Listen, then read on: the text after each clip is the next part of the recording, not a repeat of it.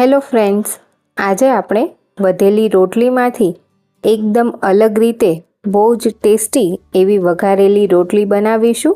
મારી ગેરંટી છે તમે આ રીતે ક્યારેય નહીં બનાવી હોય. અને આ વઘારેલી રોટલી ગરમ તો સારી લાગે જ છે, સાથે ઠંડી પણ બહુ જ સરસ લાગશે.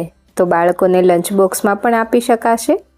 તો એકદમ ટેસ્ટી એવી આ વઘારેલી રોટલી બનાવવા અહીં મેં 3 નંગ ઠંડી જે વધેલી રોટલી હોય એ લીધી છે. જો તમારી પાસે વધેલી રોટલી ના હોય તો તમે રોટલી તાજી બનાવીને તેને એકદમ ઠંડી કરીને ઉપયોગમાં લેવાની છે. હવે રોટલીને આ રીતે ટુકડામાં કાપી લઈશું અને બધી રોટલીના ટુકડા થઈ જાય એ પછી રોટલીને આ રીતે થોડી છૂટી કરી લેવાની છે. તો બધાના ઘરે છાશવાળી વઘારેલી રોટલી તો બનતી હોય છે. એકવાર આ રીતે પણ વઘારેલી રોટલી ચોક્કસથી ટ્રાય કરજો. હવે રોટલીનો વઘાર કરીશું, જેના માટે અહીં મેં 1.5 મોટી ચમચી તેલ ગરમ કર્યું છે. તેમાં 5 ચમચી જીરું, ચપટી હિંગ નાખીને હવે તેમાં એક મીડિયમ સાઇઝનો ઝીણો સમારેલો કાંદો એડ કરીશું અને સાથે તેમાં 1 ચમચી ઝીણું સમારેલું મરચું લીધું છે. તો આ ઓછું તીખું હોય એવું મરચું મેં લીધું છે. હવે બંને વસ્તુને તેલમાં 1 મિનિટ સાંતળીશું, જેથી તેની કચાશ દૂર થઈ જશે. કાંદો થોડો ક્રન્ચી રહે તેટલો જ સાંતળવાનો છે. હવે તેમાં 5 ચમચી જેટલો જે ખાટા કેરીનો અથાણાનો મસાલો આવે, મેથીયો મસાલો, એ એડ કરીશું. આનાથી વઘારેલી રોટલીનો ટેસ્ટ બહુ જ સરસ આવે છે. સાથે 1 ચમચી લસણવાળી ચટણી. તો આ ચટણી બનાવવા 5 કળી લસણ, થોડું મીઠું અને અડધી ચમચી લાલ મરચું લઈ આ રીતે ચટણી બનાવી લીધી હતી. હવે ચટણીને પણ થોડી સાંતળી લઈશું અને હવે તેમાં 1 ટામેટું આ રીતે ઝીણું સમારીને લીધું છે એ એડ કરી દઈશું અને ટામેટાની સાથે જ બીજા મસાલા કરીશું. તો સ્વાદ પ્રમાણે મીઠું નાખીશું. તો લસણવાળી ચટણીમાં પણ મીઠું હતું અને મેથીયા મસાલામાં પણ મીઠું હોય છે, એટલે થોડું ઓછું લેવાનું.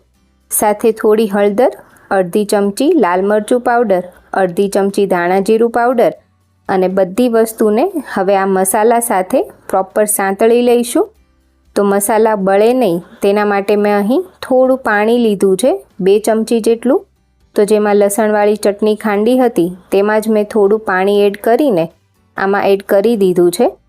હવે 1 મિનિટ કૂક કરી લીધા પછી તેમાં 2 મોટી ચમચી દહીં એડ કરવાનું છે.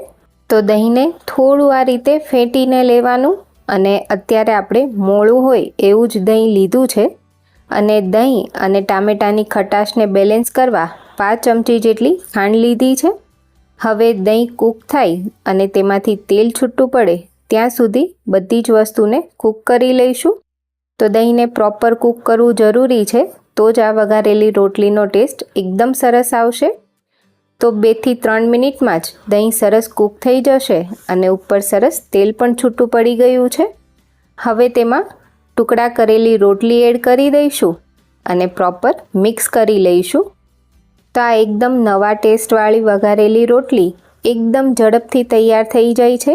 તમે બાળકોને લંચ બોક્સમાં તો આપી જ શકો છો, સાથે ડિનરમાં પણ આ વઘારેલી રોટલી ખાશો તો મજા પડી જશે, તેટલી ટેસ્ટી બને છે. બધી વસ્તુ પ્રોપર મિક્સ થઈ જાય એટલે ગેસ બંધ કરી દઈશું અને લાસ્ટમાં થોડા લીલા ધાણા નાખીશું. તો આ રોટલી બહુ વધારે પડતી મોઇસ્ચરવાળી પણ નહીં અને એકદમ કોરી પણ નહીં તેવી તૈયાર થશે. છાશવાળી રોટલી તો ઘણીવાર બનાવી, એકવાર આ રીતે વઘારેલી રોટલી ટ્રાય કરજો અને મને કમેન્ટમાં જણાવવાનું ના ભૂલતા તમને આજની રેસીપી કેવી લાગી. સાથે જો રેસીપી પસંદ આવે તો એક લાઈક કરીને ચેનલને સબસ્ક્રાઈબ કરી દેજો. Thank you.